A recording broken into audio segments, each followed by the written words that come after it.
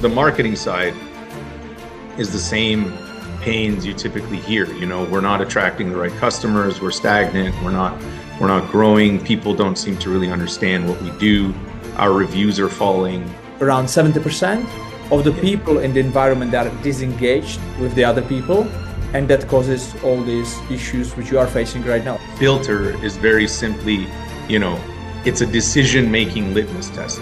So that's where my big number comes from. So thank you very much, Nader, for coming to my show business breakthroughs. And then you took the time. You mentioned you are in Houston, Texas. I'm in the UK, so you have probably morning. Thank you very much for being here. Would you mind just start opening up and sharing what is it you do, and so we can get to know you a little bit more? Sure. And thanks for having me, Vincent. It's a pleasure to be here. So what do? I always joke that it'd be easier if I just said I'm a rocket scientist because what I do is so ingrained in the human experience that it's often hard to explain. But in simple terms, I'm the founder and principal of Blackribbit. We are the culture branding company, and in simple terms, we make sure that what companies say matches what they actually do. So that behavior is essentially the first point of consideration when it comes to how you want people to feel about you and how you want people to react to you.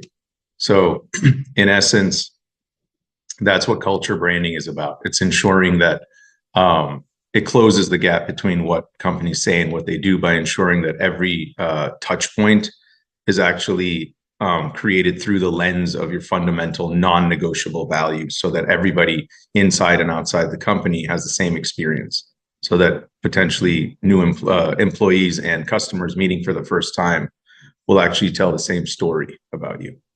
Mm-hmm. That's what I do. Okay, perfect. Thank you very much for sharing. And what kind of size of companies would you go into with this culture branding? We can go into honestly any size company. At the moment, we're targeting 30 million and over, with about 150 to 500 headcount. That seems to be our sweet spot at the moment. Mm-hmm. Okay. You said 500 people? Yeah, like 150 to 500. 150, 500, okay. Yeah. The reason I'm asking is because I'm just thinking, okay, imagine we have the 250 employees. So let's say the company will hire you to make sure that you work on the cultural branding and everything is integrated, everything is aligned as the mission of the vision, the branding of the company. And where would you start in order that everybody knows what they should be doing? Because there is a lot of people. So how you go about it? Yeah. So we start by asking a lot of questions. Our evaluation phase. So let me start by saying this. The model that I've created, the culture branding program, is built on top of a design thinking model. So design thinking is the process of solving problems through a human-centered mechanism that literally starts with empathy. It starts with empathy, then it goes to ideation, then prototyping, then testing, then iteration. So it's the constant optimization of anything through the lens of human experience. So in the same vein, design thinking is sort of rooted in scientific methodologies. And as such, our model is the same, and it's called the inside, outside, in model. So we begin just by evaluating what is actually happening, like observing, looking at the situation. So that includes we like to stick to about 5 processes. So one is actual interviews, like one-on-one interviews, but not just with leadership. We interview everybody from the top of the ladder to the bottom of the ladder. So you have, from basically the CEO, the owner, or whoever, all the way down to the door guy, the custodians, security guards, and so on. So we want to really understand holistically how this company is perceived from the inside. In addition to that, we speak to their customers. We speak to their customers' customers. We speak to their partners. So we want to get a true circular, holistic point of view of how this place is perceived by everybody. And then excuse me, we also run quantitative analyses. We have a very powerful tool called the Culture MRI that actually assigns a dollar value to the engagement of your employees, either engagement or disengagement of your employees, and actually calculates the dollar amount, which is pretty phenomenal. And then moreover, we do observational studies, which is one of my favorites. It's one of the most effective ways of seeing people in their real element. So we do like undercover customers, undercover employee kind of stuff, which is really fun. And lastly, we do, because it's a inside outside in model where we're measuring market implications in addition to internal company implications. We're also looking at the market. So we're doing a hell of a lot of research, just secondary research, looking at market trends, category similarities, category discrepancies, and so on. So it's very, very robust evaluation phase. That's how we begin. And that's actually how we get immediate soft buy-in is the soft ROI comes right away, because you have people who, generally speaking, would never even think about a project like this. And then two, would never assume they would be a part of a project like this. And so when you have, the company as a whole, as it were, a good representation of the company feeling like they're involved in the future and sort of transformation of this thing, there's a lot of hope and optimism in the air. So it's pretty cool.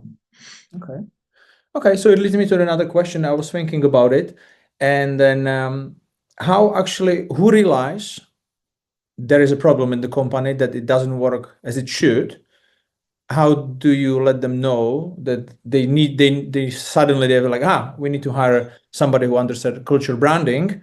And I was thinking, do you do some of this undercover to get that data and after you approach them? Yeah, that's a really good question. And full transparency, no, we've never done that in that direction before. That's a really good idea. Yeah, because this is what I would do doing as a first thing. I would just do the undercover customer research, get the data, and after I approach them with that, like, this is where you are lacking. Let's have a talk. Yeah, we do it. So we'll do that through the digital experience. Like if we're, for example, if we're scouting prospects and companies that we believe could value, well, everybody can benefit from this. But if we want to find specific targets, then yeah, we definitely do like online customer experience maps and like actually pretend we're a customer, but nobody knows anyway. Like we're not interacting with anyone specifically face to face. But actually going like a layer further and actually applying for a job and doing these things, that could be really interesting. Yeah. But to answer your question, there's the need, usually the pain points are felt usually with marketing and or operations or HR. So they'll feel and the marketing and operations side, the marketing side is the same pains you typically hear. We're not attracting the right customers, we're stagnant, we're not growing, people don't seem to really understand what we do, our reviews are falling, this kind of stuff. And then our conversions are down, like whatever you want to say, whether you're brick and mortar, whether you're online, doesn't matter, same conversations. And then internally, it's actually the same things, it's just flipped internally. So you have our employee retention is down, we're not attracting the right kind of talent, talent turnover is high, people are not staying long enough.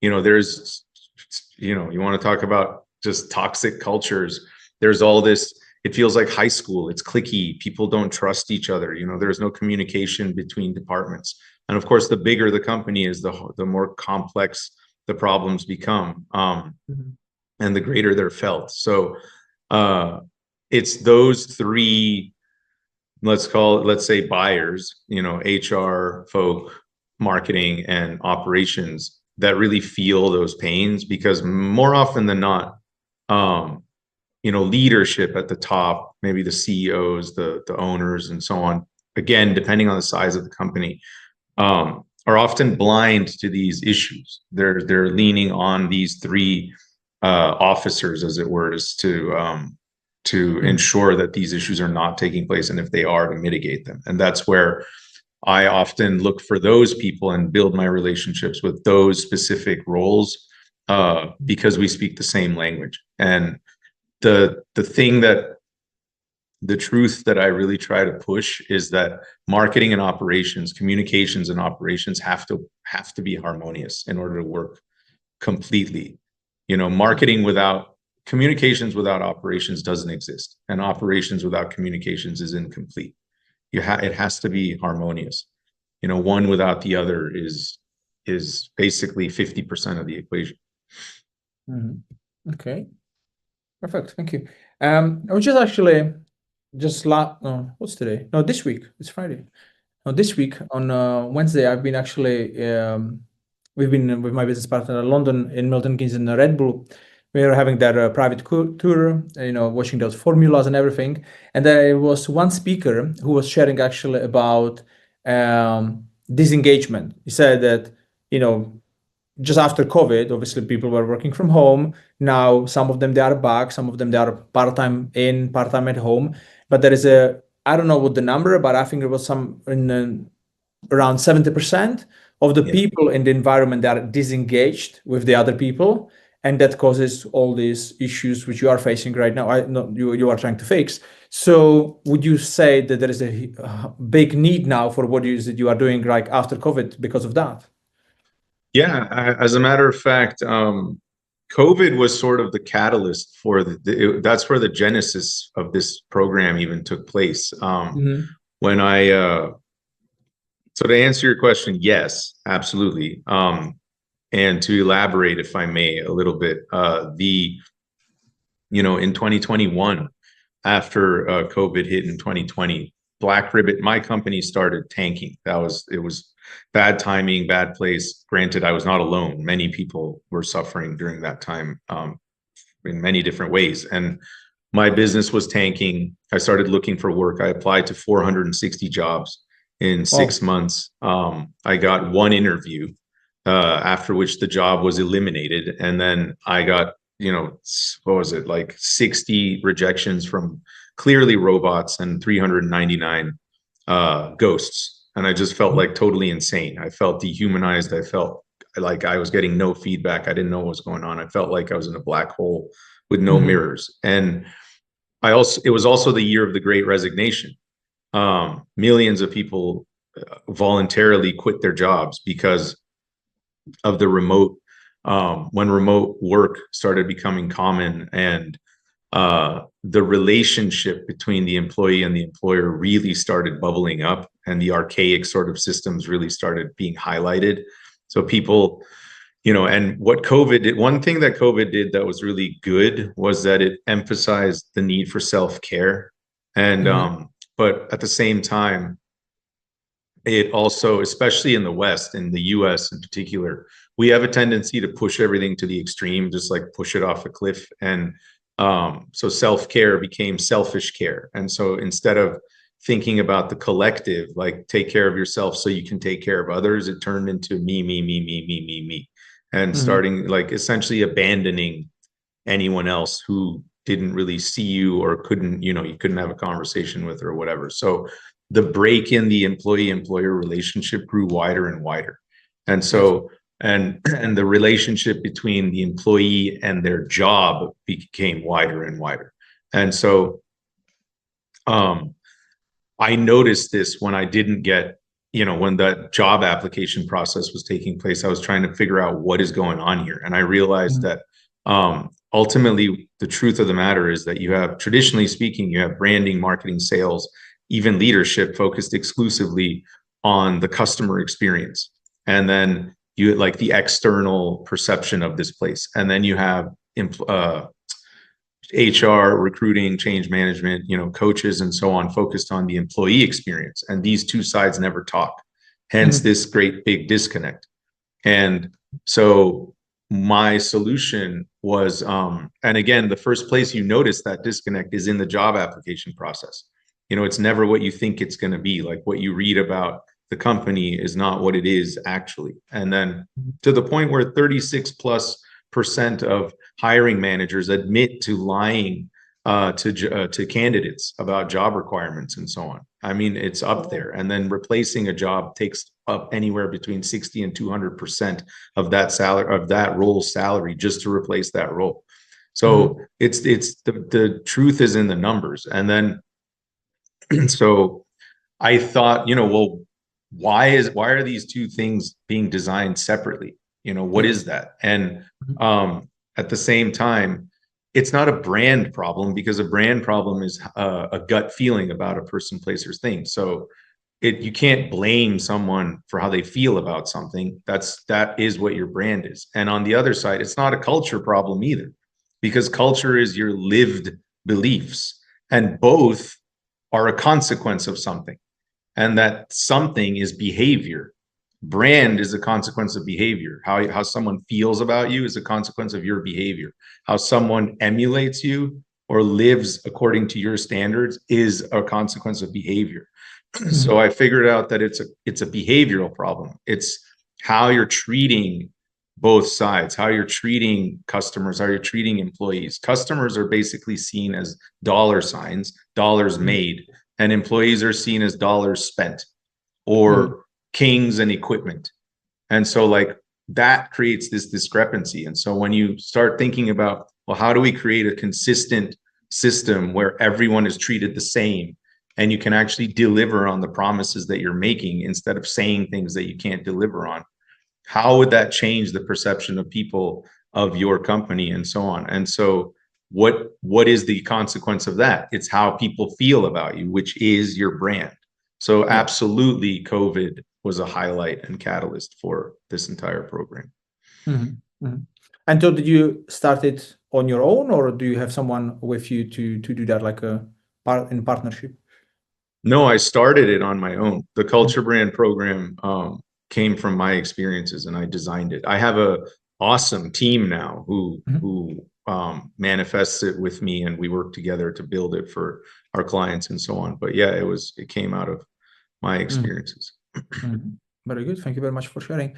And what about AI? Are you utilizing some AI software? You mentioned about the MRI for, you know, the results of the people, to find out everything about them. Is that AI powered? Do you use any AI tools, or you rather not to do anything like that because it feels more disengaged, even more than before? So what is your view on that? I really appreciate the way you articulated that. So I definitely use AI. Let's get that out of the way. And but the essence of the way that we utilize AI is through the human-centered lens. It's with the intention of enhancing the human experience, as opposed to either replacing it or diminishing it. And simply put, I'll use a couple examples. So the power tool that sort of comes out of the culture branding program is the culture brand statement.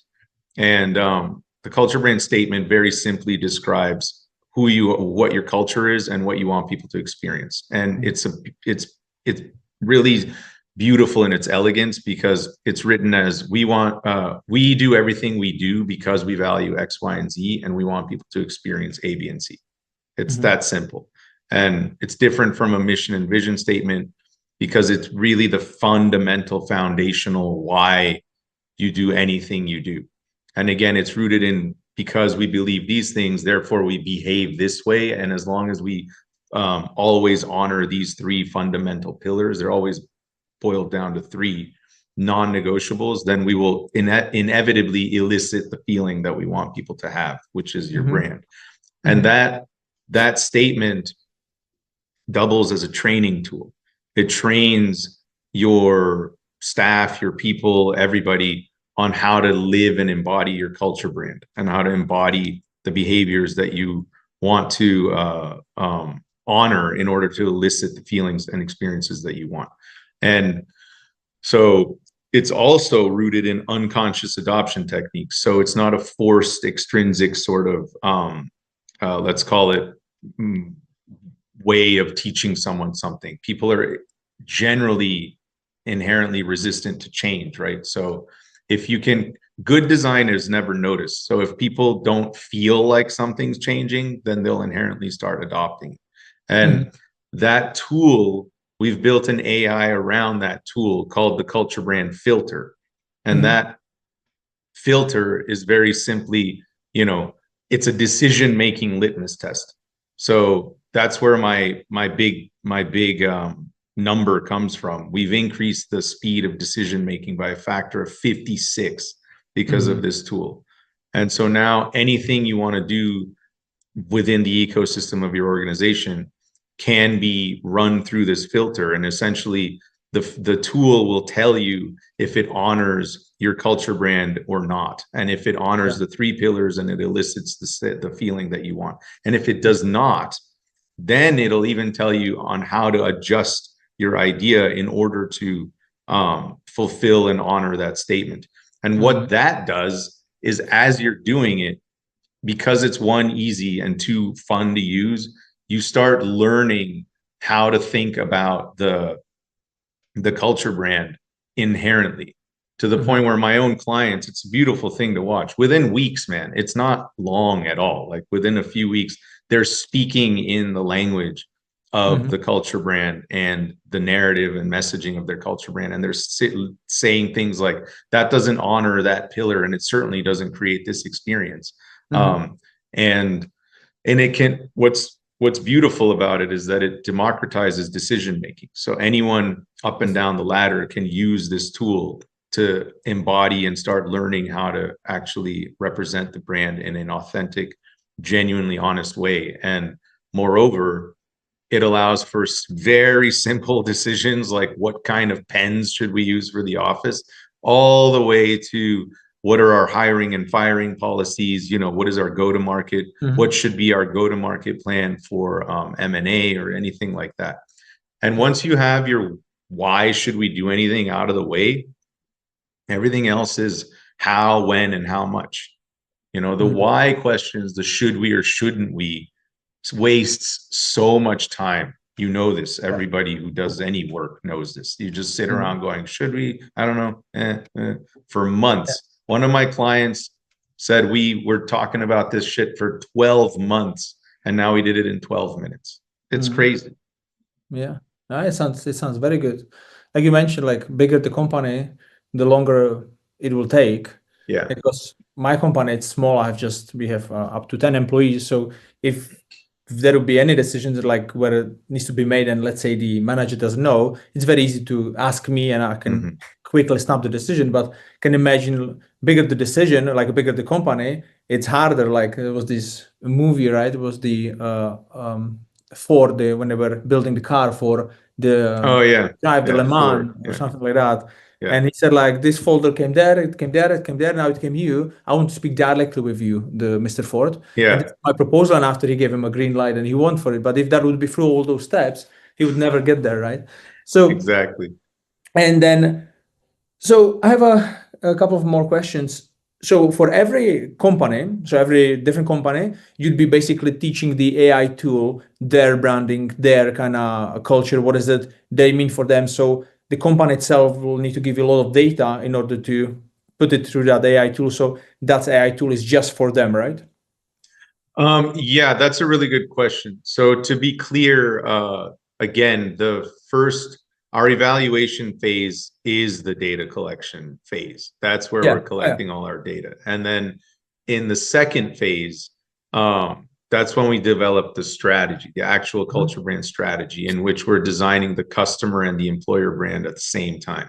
And so we're creating this very cohesive experience between the inside and the outside of the organization. And as such, once those 2 phases are done, then we go into design and visual identity and like actually building the platforms and so on. But once the first 2 phases are done, that's essentially your communications foundation. So you have your messaging, your narrative, the way you talk, the way you should sound, the way you the way people should feel. What is your brand essence? What are your fundamental values? The culture brand statement comes out, it emerges from that exercise. And once you have that, then you just, this is where it gets really fast again. You just feed that into the tool that we've created, into the culture brand filter. Now that's your litmus test.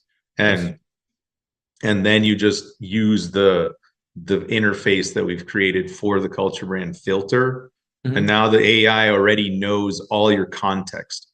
Because one thing I'll note is the culture brand statement and the culture brand filter works pretty well on a blank slate, but it requires you to then offer all this context, because it'll tell you what it believes should be done, but without the context, it's sort of guessing, right?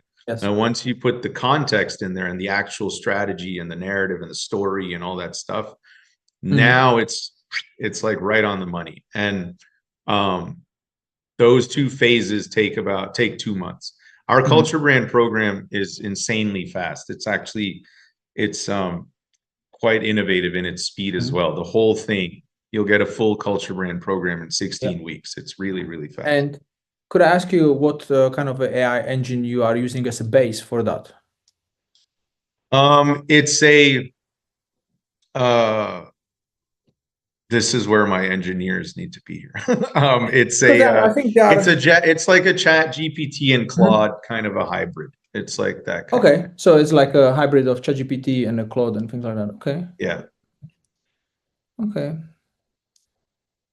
Yeah, I have actually some idea also for you to maybe maybe I could connect you with someone that can also help with something regarding that AI, because my coach and I'm a part of Insider from JT Fox. I don't know if you know him. He's based in USA. So he does a business all around the world.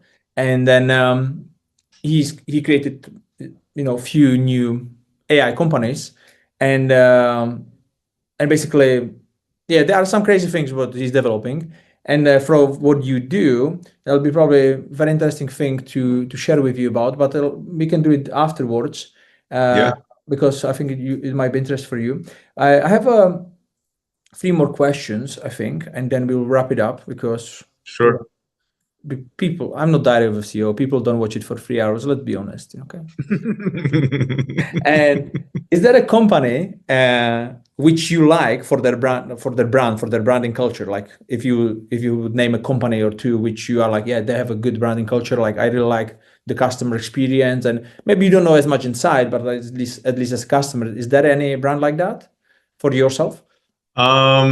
So if we're gonna talk about like well-known brands, the big ones that are actually famous for their company culture and general even public liking is you have Patagonia. Patagonia is a big one, a B2C company. Virgin is another one. If you want to talk B2B, Salesforce is up there. And there's another company here. It's less well known. I think it's called Vac2Go. That one is phenomenal. CEO, the guy who built that is a very commendable leader. And yeah, these are companies where I've either spoken to some reps from there or people in roles of leadership, and for the most part, their customers and their employees tell the same story about that place, and that's ultimately the goal. One thing that everybody still misses, however, which is interesting, is the job description. The job description is always written like a project brief. I always ask, when is the last time you read a job description that actually addresses how that job will impact your quality of life? And the answer is always never. So people are still missing that. Like the job application process is still not, is far from optimal. But as far as, culture brands that I think that are doing a good job. Those are definitely up there. Okay, good. Perfect. Yeah. Just today I was actually going to the gym and I was listening Tony Robbins on the audio. Mm-hmm. I've done all of his events, and he was mentioning about the founder of Salesforce. You mentioned Salesforce, that he went to his event a long time ago, and then he didn't have anything, any business, anything, and he just said like, "I'm gonna create that business, Salesforce. We'll make 100 millions in sales." And Tony's like, "Yeah, of course, of course." And after he came like a year or 2 years later for the event, and he's like doing it like so much. He's like, "Wow!" So everything is possible. Yeah. Good. That's a good story. Yeah, I like that. Yeah. It's like Tony has a lot of great stories, yeah, from all these, also impressive Oh people. yeah. And you mentioned one thing earlier, and I think that could be helpful to anybody who is starting a company, because obviously during the COVID, you pivoted, you decided to take this project on, and you said that obviously it's about building the connections with HR, marketing, operations. So this is where you need to build those connections because they know the answers. And if somebody is obviously starting their own company, or they are maybe already doing it, how would you go about to build those connections? What is it you need to do in order to get out there? Because you start, or you are really in the game, so you are nobody knows you. You have this idea, this project. So how are you gonna start building those connections so you're gonna take it to the next step? Yeah, brother, that's the ultimate question. So there's really only two ways to do it. And they're both rooted in the traditional way. You just have to start reaching out to people. You have to find people that you look for people that you admire. It's always a good place to start. Whether it's online, okay, if it's online, you do the LinkedIn thing, you start following people. But it has to be, both intentional and genuine. Yes. You have to want to talk to these people. You have to want to be in their lives, not just because you want to make some money. There has to be some honesty of desired longevity in building a rapport. Otherwise, everyone can, this, man, everyone can smell that. I know a coach here in Houston who calls it commission breath. Like everybody, you can just smell sales on people if they're just trying to get some money out of you. So just be very genuine about that. And then as far as the other side is old school handshakes. Just go out and start meeting people. There's so many business development, networking events these days. If you're in a city, I'll give the listeners this. It's harder if you're not in a city. If you're in like a rural area or something, then then you're not going to have networking events all over the place. Like that's a fact for sure. But you have less conferences, less of this stuff. But if you are in a city, take advantage of it because they're all over the place. And then backtrack to both outlets, looking for who or where to go to and who or where to talk to starts with what is it? Who are you trying to serve in the first place? Like that's all that it starts there. If you can define your ideal client profile, and which you should be able to, you should do that. That should be one of your first exercises, is define your ideal client profile down to like, do they have a family? What kind of a leader are they? Do they have kids? Are they single? If they're single, what do they do on the weekends? If they have a family, what do they do on the weekends? Do they take Christmas off? Do they do this? Excuse me, like get real specific. And the more specific you can get, then the more specific the companies you find will be, and then the more specific the ideal referral partners will become. Like who are the referral partners at those companies? Is it the CMO? Is it the CFO? Is it like a VP of marketing? Is it a middle management person or whatever? And once you identify that, now you can begin to go find them online and find the networking events that speak only to those people. If you're looking for HR executives, there's a ton, just hundreds of HR groups online. If you're looking for graphic designers, hundreds of those. If you're thousands of those. If you're looking for whatever, it just, the list just goes on. But identify who is selling to your ideal client profile. Absolutely. Yeah. No, you're right. Yeah, I definitely agree, because it's about connections, right? Online or offline, but I prefer the obviously in person, because this is how you build rapport faster, sooner. And I see a lot of people, they're scared, they're behind the screen, hiding, just connecting with LinkedIn, sending messages which you don't know who they are. Maybe they have a great product or service to offer, but if there is no rapport built, nothing's gonna happen. So I think it's consistently showing up on those events. And like you said, like if you are in city, like I said, like I traveled to London to be in a Red Bull for a private tour. Of course, it was an investment, and I had to travel for 2 days, be out, because I live in Scotland, because I live in a rural place. But I had to go out there to build those connections, and now things are moving. Business is happening because we are in the same room. And a lot of people, they don't realize that they need to keep doing it. And after, what I like the online is just keep the relationship alive, and we can keep connecting, doing these things like podcasts, because like you share a lot of great things. And I'm just thinking, okay, who is having a companies who I can speak to? And I know a lot of people, obviously, in the businesses. I don't know what kind of size of businesses they do have as much, but definitely, like also you mentioned the AI tool. I'm like, okay, thinking, that can maybe help you for a certain reason, and you never know what it's gonna lead. So I definitely agree with that. So thank you very much for sharing. And absolutely. May I add something? I just want to offer solace to those who are like, nervous or afraid to go out and do the handshake thing and get nervous doing that.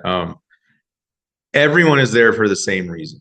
Like you have to know that, like, business people are pretty easy to talk to, because you're not there to get a date. You're not there to try to marry somebody. It's nothing like that. Like, everyone is there to ultimately do something for business. They want to make money. They want to build something. They want to change the world, whatever. And if you can just get past the fear that you put on yourself, it's a mindset thing. Like, there's nothing, you can't really say anything wrong. You just go introduce yourself, talk about what you do, and ask them a lot of questions. And then if it leads somewhere, it leads somewhere. If it doesn't, it doesn't. But at least you get out there and you start practicing and breaking those shells a little bit. Yeah, absolutely. It's a great advice. Yeah, absolutely amazing. And and if you are afraid, just go with someone who already been. Go with, So, but don't speak just to them on that. Yeah, exactly. Don't stand in the corner. People stick together. Yeah. Okay. It was. Thank you very much for all of that. Thank you very much for coming for the interview, and it was very good to have you. Likewise, Vincent. Thanks so much. I really appreciate you inviting me.